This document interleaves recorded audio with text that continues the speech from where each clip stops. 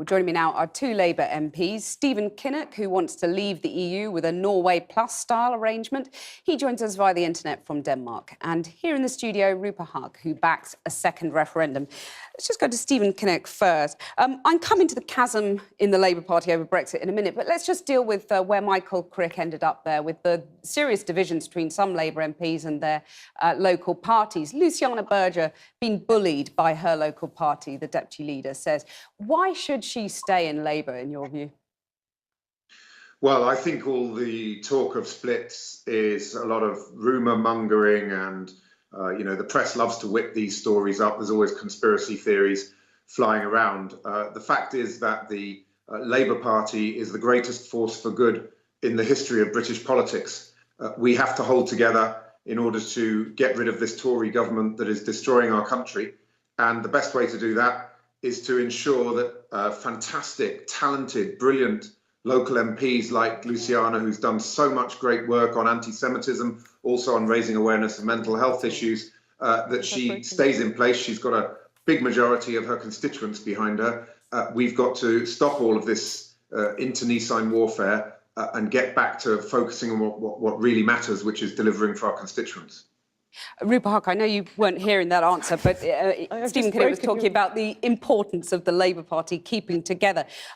Rumoured that 6 MPs are preparing to quit over the leader's Brexit stance. Are you one of them? Certainly not. I mean, we saw from the general election that centrist parties don't have a lot of appeal at the moment. Theresa May keeps saying that 80% of people voted for parties that were respecting the referendum. So I don't see what that would achieve. We've seen the history of the SDP. Why would anyone join a party with no roots, no machinery, no purpose? Well, then you've got a compromise over Brexit, haven't you, rather than pushing for a second vote still? Well, I mean, I think the one who's not been compromising is Theresa May, and we're in this pickle because she was constrained. Well, I mean, there's so many things that she's done wrong. But you're not compromising either. You're still pushing for a second vote in the first place, hence this infernal remarks that's come out from Donald Tusk this week. We'll put all of that to her, but the red line, but what she's about been a your prisoner. compromise She's been over a the second prisoner. vote? Well, look, I mean, what I think is whatever comes out of this process, at the end of it, the general public has a right to have a validatory, ratificatory say on this, because they haven't since June the 23rd, 2016, and we've all been on a bit of a learning curve since then. Stephen Kinnock, can you say anything to Rupa to convince her that she needs to abandon the second vote idea? Well, I believe passionately in parliamentary democracy, and I think that it's the job of MPs to address the complex issues that we face across our economy, across our politics. The referendum delivered a result, and the instruction is that we have to sort this out. For me, 52-48 is a mandate to move house but stay in the same neighbourhood. There is a way of leaving the EU which keeps us absolutely in touch with the single market, which is worth so much to our economy, having a form of customs union, but leaving the political institutions, the political project. I think that delivers and honours the result of the referendum, but also doesn't destroy the jobs and livelihoods of the people we were elected to represent. And I think the referendum would be so divisive and would take us back into this endless circular argument. I also think there's a massive question mark wait a minute. Let me put that back to Rupa first. What's wrong with that? He sets out a good case. At the moment, we have no closure on this at all. Nobody really thinks this is going to be sorted by the 29th of March. And we have no clarity because this is a blank check to Theresa May. All of it is fill in the blank stuff. It's a blindfold Brexit and it's a blackmail Brexit, the way that she's trying to strong-arm people or browbeat them into her deal. What about that point that Stephen made, that it protects the economy but delivers on Brexit? It's a good compromise, isn't it? Well, then let's put it back. If it's a good compromise, then the great British general public will affirm it in another referendum. Stephen Kinnock, what are you scared of about putting it back to the people in another referendum?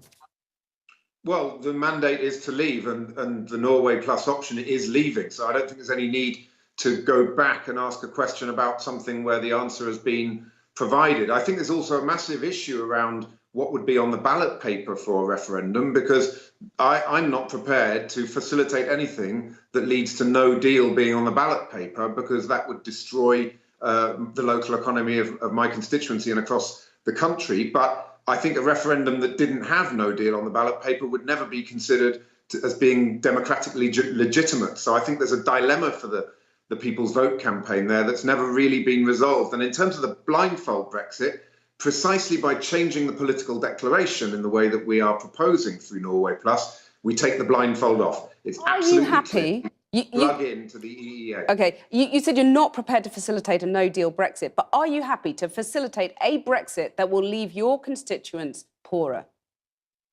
I think that the Norway Plus option has minimum impact on the economy. When we consider what to do about this incredibly complex process that we're in, you've got to take the political considerations and the economic considerations, weigh them up, put them into the mix, and come up with a compromise. It's time for British politics to rediscover the lost art of compromise, and that is what the Common Market 2.0 or Norway Plus proposal is all about. I mean, nobody voted for a Norway Brexit. This is not what we were told. It was meant to be sunny, sunlit uplands and all this kind of thing. I mean, in some ways, Norway is the worst of all worlds because we're still bound by all those regulations and we're paying in.